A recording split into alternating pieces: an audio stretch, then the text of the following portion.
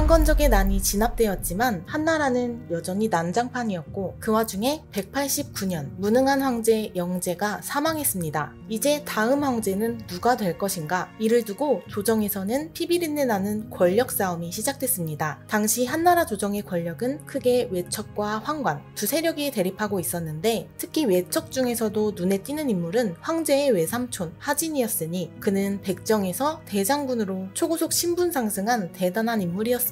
원래 마을에서 돈 많은 백정으로 살던 하진은 아름다운 여동생 하씨를 이용해서 권력을 잡겠다는 야망을 품었습니다. 하진은 십상시에게 뇌물을 갖다 바치면서 결국 여동생 하씨를 궁궐로 들여보낼 수 있었는데요. 하씨의 미인계가 통했는지 결국 영제와 하씨는 사랑에 빠지고 하씨는 황제의 아들까지 갖게 되어 하황으로 불리게 됐습니다. 순식간에 황제의 외척이 된 하진은 대장군의 직책을 떡하니 맡게 됐죠. 이렇게 하진은 십상시에게 줄을 대서 외척이 됐지만 권력을 충분히 챙기고선 십상시를 손절했습니다. 그래서 조정에선 대장군 하진과 환관 십상시가 대립하는 분위기였습니다. 영제에게는 유변과 유협 두 아들이 있었는데요. 첫째 유변의 어머니는 하왕우였고 유협의 어머니는 후궁인 왕미인이었습니다. 그런데 하왕우가 눈에 거슬리던 왕미인을 독살했기 때문에 엄마 잃은 유협은 할머니 동태우의 손에서 금쪽같이 자랐습니다. 그러나 결국 하진과 하왕우는 첫째 유변을 황제로 세웠는데 그가 소제입니다. 이렇게 된 김에 하진은 영 찝찝한 십상시 놈들을 다 없애고 싶었습니다. 그래서 먼 지방에 있는 장수들에게 연락을 돌렸죠. 다들 궁궐로 들어와서 황관을 은밀하게 제거하라고 말입니다. 그런데 십상시가 이 사실을 눈치채고 말았습니다. 십상시는 그동안 하진에게 쌓인 게 워낙 많았는데요. 저번에 하진이 동태우를 독살한 것도 괘씸했고 천한 백정놈 거둬줬더니 은혜도 모르고 날뛴다며 더는 못 참겠다는 입장이었습니다. 그래서 십상시는 하진을 죽이기 위해 함정을 파고 궁궐로 불러냈죠. 방심한 하진은 하태우가 특별히 대장군만 불렀다는 말을 믿고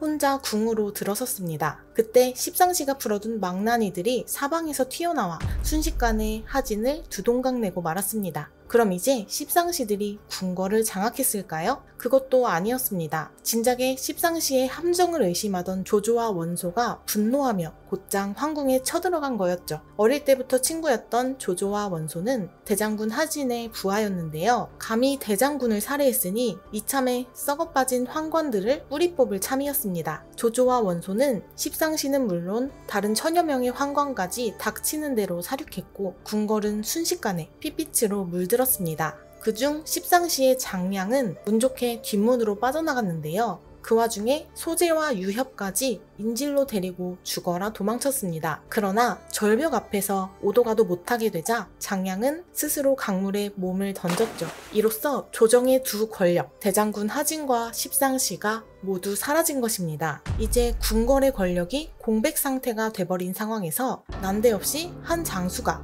엄청난 수의 대군을 끌고 등장하니 바로 동탁입니다. 지방에 있던 동탁은 하진의 연락을 받고 수도 낙양에 왔다가 운 좋게 황제를 만나 새로운 기회를 잡은 것입니다. 동탁은 스스로 황제의 보호자라며 위풍당당하게 궁궐을 휘저었고 심지어 황제를 폐위하고 유협을 세우자고 주장했습니다. 모두가 감히 반발을 못하고 있는데 한 사람이 당당히 목소리를 냈으니 병주의 자사였던 정원이었습니다. 절대 아니들 말이다. 네가 누군데 감히 천자의 폐립을 논한단 말이냐. 짜증이 난 동탁은 곧장 정원을 죽이려고 하는데 이때 정원의 뒤를 지키던 강력한 포스의 사내가 눈에 띄었습니다. 그는 정원을 양아버지로 모시던 천하무적 여포였습니다. 여포를 내 사람으로 만들고 싶었던 동탁은 돈과 적토마로 여포의 마음을 흔들었죠. 적토마는 하루에 1000리를 달린다는 명마 중의 명마였습니다. 명마는 명장을 탄생시키는 법. 적토마를 보고 눈이 돌아버린 여포는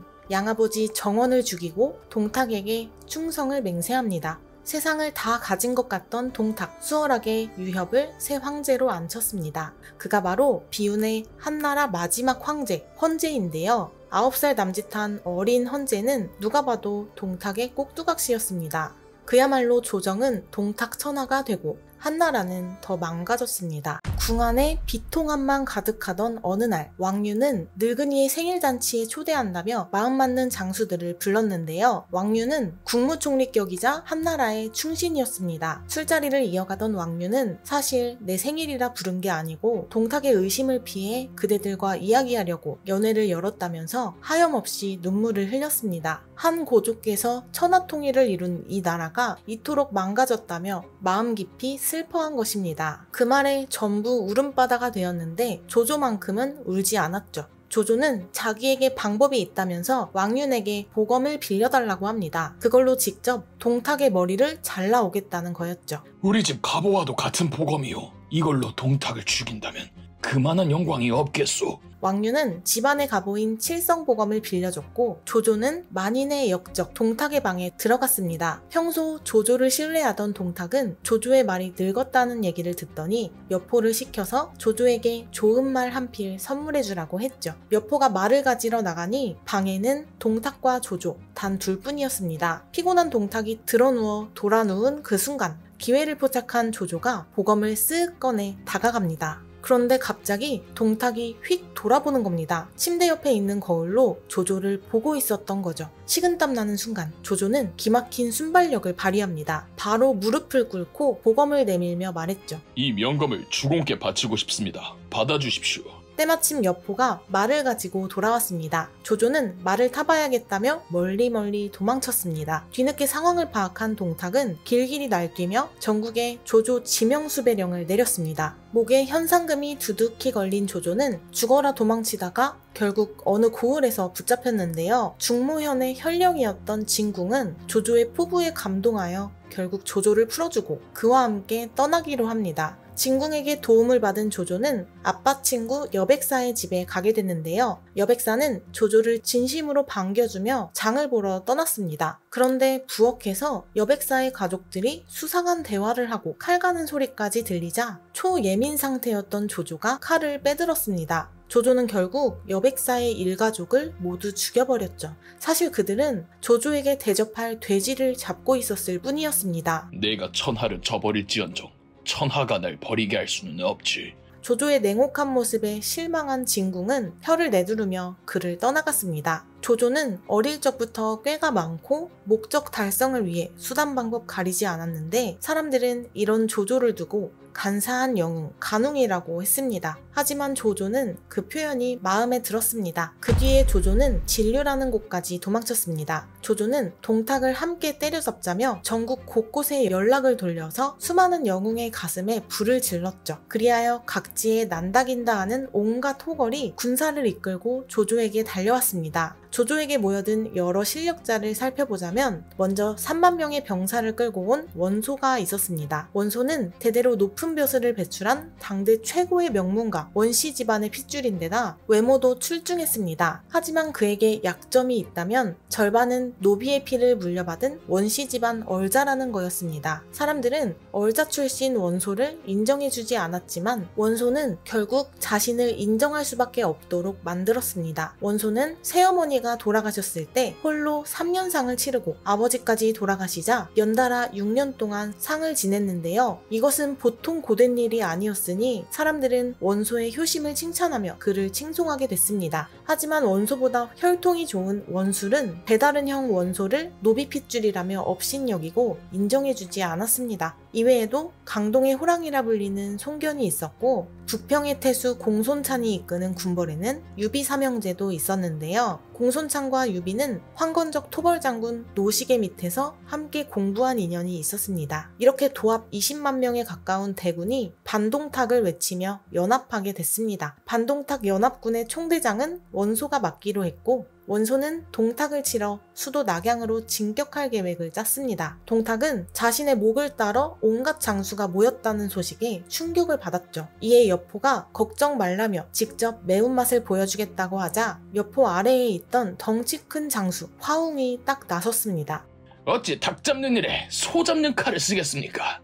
제가 해치우고 오겠습니다. 이렇게 동탁 쪽에선 화웅이, 반동탁 연합에선 송견이 나서서 전투를 시작합니다. 그런데 문제가 생겼습니다. 반동탁 연합에서 군량 담당이었던 원술이 밥을 안 보내는 겁니다. 원술은 송견이 혼자 공을 세우는 꼴을 보기 싫어서 일부러 밥차를 안 보낸 거였죠. 결국 쫄쫄 굶은 송견은 화웅에게 패배하고 말았습니다. 승리한 화웅은 연합군이 있는 진류로 기세 좋게 쳐들어갔습니다. 이 소식에 반동탁 연합군이 이제 어쩌나 당황해서 허둥대고 있는데 한 사내가 긴 수염을 휘날리며 등장했습니다. 제가 나가서 화웅을 죽이고 오겠습니다. 그는 바로 빨갛게 불타는 얼굴의 소유자 유비삼형제의 둘째 관우였습니다. 원술은 웬 듣보잡이 튀어나왔냐며 관우를 무시했는데요. 공손찬이 나서서 관우는 유비장군의 의형제라고 소개해줬고 조조는 관우를 믿어보자며 힘을 보태줬습니다. 조조가 관우에게 정중하게 따뜻한 술잔을 권하자 관우가 말하길 이 술이 식기 전에 돌아오겠소. 그리고 휙 나가더니 잠시 후 청룡언월도에 화웅의 머리를 꼬치처럼 꿰서 돌아온 겁니다. 순식간에 화웅을 해치운 관우가 그제야 술을 쭉 들이켰는데 술은 여전히 따뜻했습니다. 관우와 유비 삼형제를 얕잡아봤던 장수들은 그들을 다시 보게 됐죠. 한편 화웅을 잃은 동탁 쪽에선 난리가 났습니다. 이젠 적토마에 올라탄 무적의 여포가 대군을 이끌고 등판했죠. 여포는 그야말로 전쟁터를 휩쓸었고 그 누구도 1대1로 그를 이길 수가 없었습니다. 온갖 장수들이 몇 탑도 안 돼 줄줄이 나가떨어지니 유비 삼형제가 나서서 여포와 3대1로 대결을 펼쳤는데요. 최강의 무공 실력을 가진 여포도 끝내 지쳐 후퇴하고 말았습니다. 한나라에서 제일 센 여포가 후퇴했다니 동탁은 진짜 위기를 느꼈습니다. 결국 동탁은 낙양을 버리고 서쪽 장안으로 수도를 옮기기로 했죠. 수도를 옮기는 건 하루아침에 결정할 일이 아니었지만 동탁은 내 말이 곧 법이라며 반대하면 다 죽였습니다. 동탁은 꿈을 대는 백성들을 빨리빨리 이동시키기 위해 집집마다 불을 질렀고 황제며 신하며 백성까지 모두 장안으로 이사가게 됐죠. 반동탁 연합군은 동탁이 수도를 버리고 도망갔다는 소식에 의견이 갈렸습니다. 조조는 장안으로 튀는 동탁을 끝까지 쫓아가다가 겨우겨우 죽을 고비를 넘기고 살아남았습니다. 한편 송견은 동탁이 떠난 낙양으로 갔습니다. 그 아름다웠던 수도가 폐허가 된 것을 보며 허탈해하고 있는데 궁궐 뒤뜰의 우물에서 웬 영롱한 빛이 아른대는 겁니다. 이렇게 송견은 우물에서 황제의 도장 옥새를 획득했죠. 옥새를 쥔 송견은 내가 천하를 가질 운명인가 싶어 설렜습니다. 그래서 큰 뜻을 이루기 위해 고향인 강동으로 돌아가려고 했죠.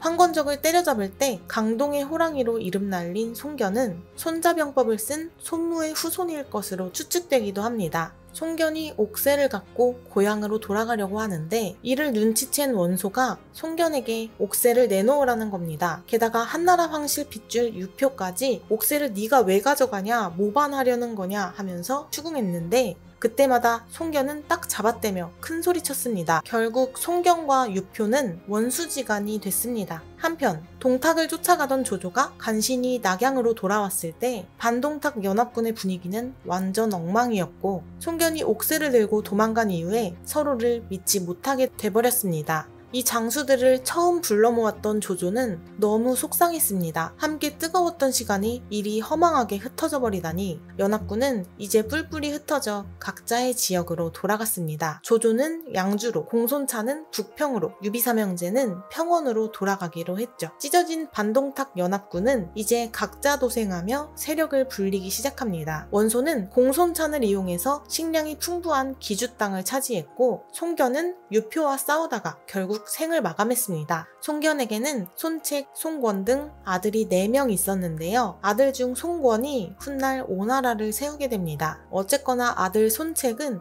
아버지의 시체를 모신 채 눈물을 줄줄 흘리며 강동으로 돌아갑니다. 송견의 장례를 치른 손책은 겸손한 태도로 인재를 받아들이기 시작했는데 이에 사방의 호걸들이 점점 손책의 곁으로 모여들었습니다. 한편 장안으로 이사간 동탁은 뭘 하고 있었을까요? 그동안 동탁 입장에선 기분 좋은 일들도 있었습니다. 자기를 쫓아오던 조조를 한 방 먹인 데다 강동의 호랑이 송견도 죽었으니까요. 게다가 괘씸한 반동탁 연합군도 알아서 뿔뿔이 흩어져 주니 눈에 뵈는 게 없었습니다. 동탁이 황제처럼 구는 게 끔찍이도 싫었던 왕류는 이를 바득바득 갈았지만 동탁 뒤를 지키는 여포 때문에 맘 놓고 암살할 수도 없었습니다. 그래서 왕류는 다른 묘안을 떠올렸습니다.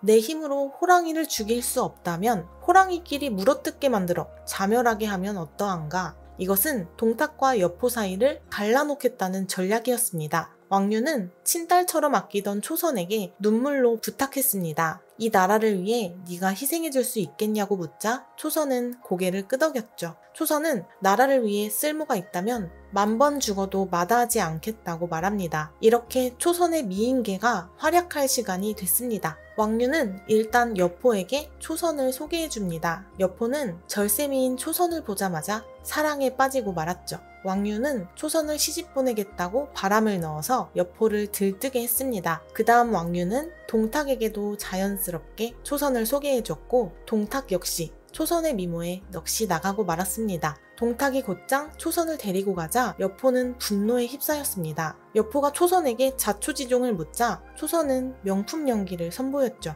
내 마음은 여포님 것인데 동탁님이 억지로 끌고 갔다며 눈물을 흘리는 겁니다. 사랑에 미쳐버린 여포는 우는 초선을 안아줬는데요. 이 모습을 동탁이 발견하고 말았습니다. 날뛰는 동탁을 피해서 여포는 간신히 도망쳤죠. 결국 동탁과 여포는 초선을 사이에 두고 원수지간이 됐는데요. 잔뜩 화가 난 여포에게 왕륜이 다가가 살살 꼬드깁니다. 자네는 여씨고 동탁은 동씨인데 왜 동탁이 아버지냐면서 진정 사내라면 역적 동탁을 죽이고 우리 초선이를 구하라고 설득했죠. 이 말에 마음을 굳힌 여포는 양아버지 동탁을 죽이기로 합니다. 이제 본격적인 쇼타임이 시작되고 왕류는 동탁에게 거짓 전령을 보내 궁으로 유인했습니다. 함정에 빠진 동탁이 궁궐에 갔다가 포위되고 간신히 죽을 고비를 넘겼는데 이때 여포가 등장했습니다. 동탁은 마음이 푹 놓여서 여포를 반겼지만 몇 초 후 양아들 여포의 방천화극에 목이 날아가고 말았죠. 동탁이 허무하게 죽은 이때는 그가 낙양에 입성한 지 3년이 지난 192년이었습니다. 동탁이 죽자 국무총리 왕륜이 권력을 딱 잡고선 동탁의 부하들까지 몰살시키려고 작정했는데요. 동탁의 부하였던 이각과 곽사는 이판사판이다 하면서 반격을 결심합니다. 동탁 세력의 브레인, 책사였던 가우가 작전을 짜고 이각과 곽사는 병사를 모아서 장안으로 쳐들어갔죠. 이각과 곽사의 반격에 여포가 재빨리 나섰지만 싸움은 힘으로만 하는 게 아니었습니다. 이각과 곽사가 양동작전으로 머리를 조금 더 잘 쓴 덕에 결국 장안을 꿀꺽 삼켜버렸죠. 한나라 충신 왕류는 결국 처형당하고 여포는 간신히 탈출해 도망쳤습니다. 동탁이 사라진 조정은 어이없게도 이각과 곽사의 소나귀에 들어가게 됐죠. 그러다 뜻밖에도 황건적이 다시 벌떼처럼 일어났다는 소식이 들렸습니다. 이때 조조는 연주로 돌아가 있었는데요. 조정에서 조조가 실력자라는 얘기를 듣고 조조에게 황건적 토벌을 명했습니다. 이를 계기로 조조는 연주에서 막강한 군사를 끌어모으게 됐고 불과 100여일 만에 약 30만 명을 무릎 꿇렸습니다. 조조는 업적을 인정받아 진동장군으로 임명됐고 그의 명성은 나날이 치솟기 시작했습니다. 지금까지는 역사소설 삼국지 연의를 요약한 내용인데요. 정사와 다른 부분을 정리해봅니다. 첫째, 조조는 정말 동탁에게 암살 시도를 했을까요? 삼국지 위서 무제기에서는 이렇게 기록합니다. 동탁은 조조를 효기교위에 올리고 함께 큰일을 도모하려 했는데 조조는 곧장 이름을 바꾸고 몰래 동쪽 고향으로 돌아갔다. 배송지주 위서에서는 조조가 동탁이 패망할 거라고 여겨서 관직을 받지 않고 고향으로 도망쳤다고 전하죠. 그 외 기록을 봤을 때 조조가 군사를 모아서 동탁을 죽이려 한 것은 사실이나 왕륜과 조조가 동탁 암살을 시도한 것은 허구인 것으로 나타납니다. 둘째, 조조는 정말 여백사의 일가족을 죽였을까요? 삼국지 위서 무제기 배송지주의 기록을 보면 도망치던 조조가 여백사가 있는 곳을 지날 때 여백사는 없었고 여백사의 아들이 손님들과 조조를 위협하자 조조가 몇 명을 죽였다고 나오고요. 세어에서는 조조가 여백사에게 들렀을 때 여백사는 외출했고 5 아들이 예를 갖췄으나 조조는 그들을 의심해 8명을 죽이고 떠났다고 나옵니다. 손성의 잡기에서는 조조가 식기 타악기 소리를 듣고 자신을 해치는 것으로 여겨 밤에 그들을 죽였다고 나옵니다.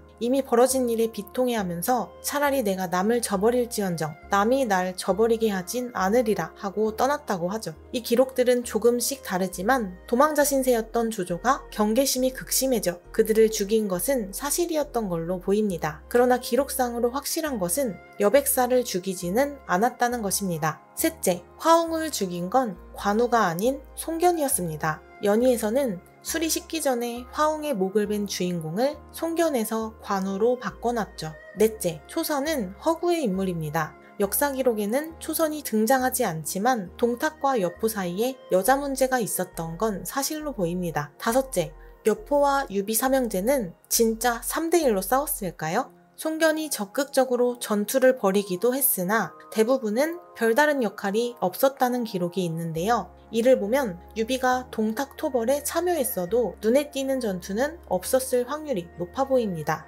여섯째, 송견의 죽음은 미스터리입니다. 역사 기록마다 송견이 누구 때문에 언제 죽었는지 다르게 기록돼 있습니다. 어떤 기록에선 여공이 혹은 여계가 죽였다고도 하고 유표가 파견한 황조의 군사가 송견을 쏴 죽였다고도 합니다. 다음 이야기, 이제 동탁의 시대가 저물었습니다. 앞으로는 전국 각지의 영웅들이 뒤죽박죽 혈전을 벌이는 군웅알거가 본격 시작됩니다.